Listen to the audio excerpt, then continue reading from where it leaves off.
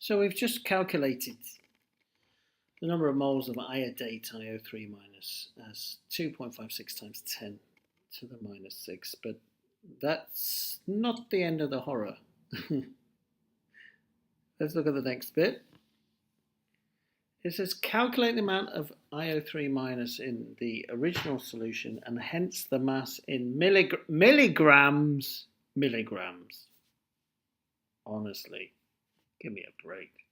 For 2 marks, too much computation. But anyway, milligrams of potassium iodate, 5 in the iodized salt dissolved. Give your answer to an appropriate number of significant figures. In bold, MG, appropriate. How many students will miss that? Okay, they're making you work really hard for 2 marks. I'm going to be honest about that. So, what are we going to do? What's this about? Original solution. What was the original solution? Well, that, to be honest, that's as old as A-level chemistry itself. If you look back in the question, you'll remember, and this is very common, so you'll need to get used to that. If you were doing a titration, you would make up a standard solution, and that's what it looks like in a volumetric flask. And then out of that standard solution, you'd be taking 25 centimeters cubed each time. But this is now asking us how many milligrams we had to put in to the 250. So how are we going to work that out? Well, there's a lot of computation, but it's not that difficult.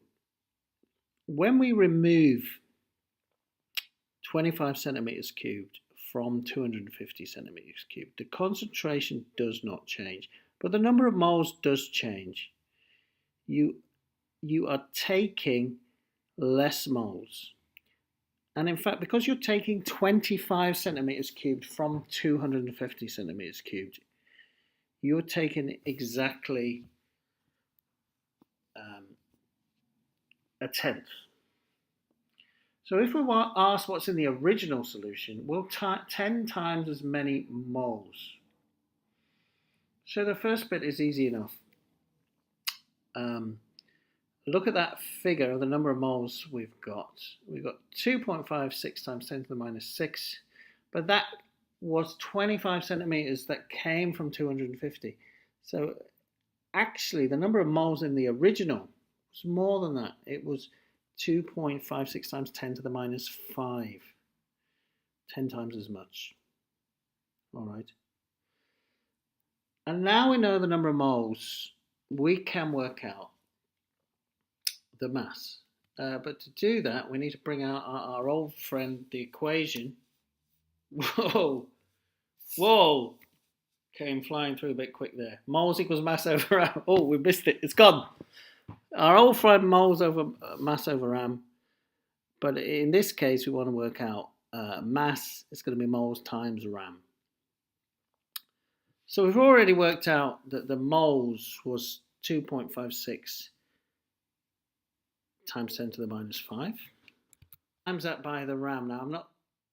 You're not really gonna got onto A-level chemistry without being able to work out. In the mass scheme it says 214.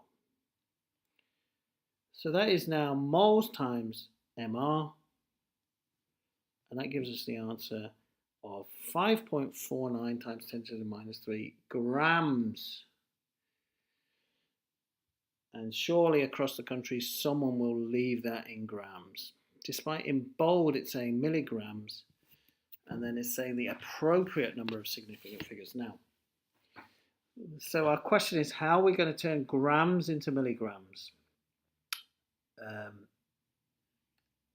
And that's not a usual conversion necessarily. You just got to learn it. It's going to be, we're going to have to times that number by 1,000 to make it to milligrams. Okay, so it's actually going to be 5.49. But how am I going to work out the appropriate number of significant figures that they want? Well, let's look back at the question. We are searching through for what sort of resolution, how many significant figures are we given for the information? This may be a little bit confusing in chemistry. So we've got leading significant figures and leading zeros and following zeros. Now the leading zeros here, if they were here, would not count, but the following zeros can if there's a decimal point right next to them. So let's look through the significant figures. 25.0,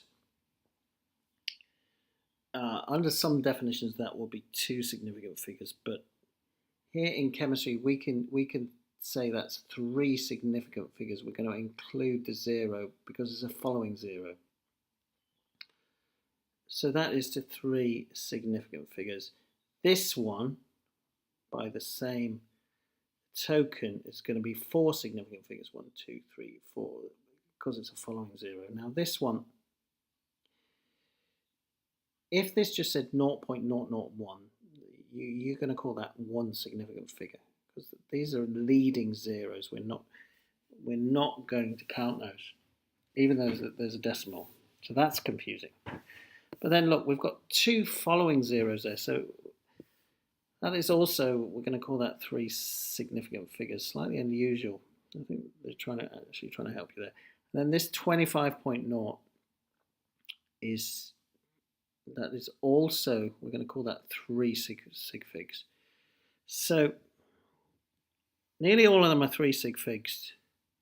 One of them is four sig figs. We have to go with the one that is least resolution. So the answer, therefore, has to be in three sig figs.